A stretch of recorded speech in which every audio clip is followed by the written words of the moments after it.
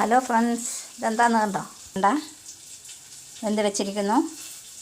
തേങ്ങ അരച്ച് വെച്ച് കടുക് പൊട്ടിക്കുന്നു. കടുക്, ഉള്ളി, കറിവേപ്പില, വെളിച്ചെണ്ണയിൽ. ഇതെൻ്റെ പുളിശ്ശേരി പാത്രമാണ്. ഇതിനകത്ത് ഇച്ചിരി കറുപ്പ് നിറമൊക്കെ ഉണ്ട്. സ്ഥിരം പുളിശ്ശേരി, മീൻകറിയൊക്കെ വെക്കുന്ന പാത്രങ്ങൾ. ശരിയായിപ്പോൾ തേങ്ങ അരച്ച് തന്നെ ചേർക്കുന്നു.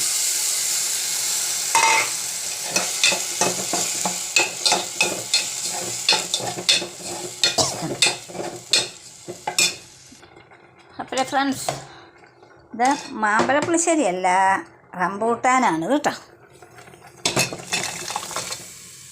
ജീവിതത്തിൽ ആദ്യമായിട്ടുണ്ടാക്കുകയാണ്. കുറേ വർഷമായി റംബൂട്ടാൻ ഉണ്ടാകാനൊക്കെ തുടങ്ങിയിട്ട്. പക്ഷേ ഇത് ചാറ് കൂടുതലാണ്. ചാറ് ഇത്രയും വേണ്ടായിരുന്നു. സാരമില്ല, 2-3 പേർക്ക് പങ്കിടുമ്പോൾ ഇത് വേണം. മക്കളുടെ വീട്ടിലൊക്കെ കൊടുക്കണ്ടേ, അപ്പോൾ ഇത്രയും ചാറ് വേണം. അപ്പോഴേ റംബൂട്ടാൻ പുളിശ്ശേരി റെഡി ആയിരിക്കുന്നു. ഫ്രണ്ട്സ്, എല്ലാവരും ഇത് ഉണ്ടാക്കുന്നതൊക്കെ ആയിരിക്കാം, എങ്കിലും ഒന്ന് പരീക്ഷിച്ച് നോക്കൂ. ശരി, എന്നാൽ ഉപ്പ് പോരായിരുന്നു, ഇച്ചിരി ഉപ്പൂടെ ചേർത്തു. നല്ല പുളിയുണ്ട്. ഇതൊന്ന് ടേസ്റ്റ് ചെയ്ത് നോക്കി.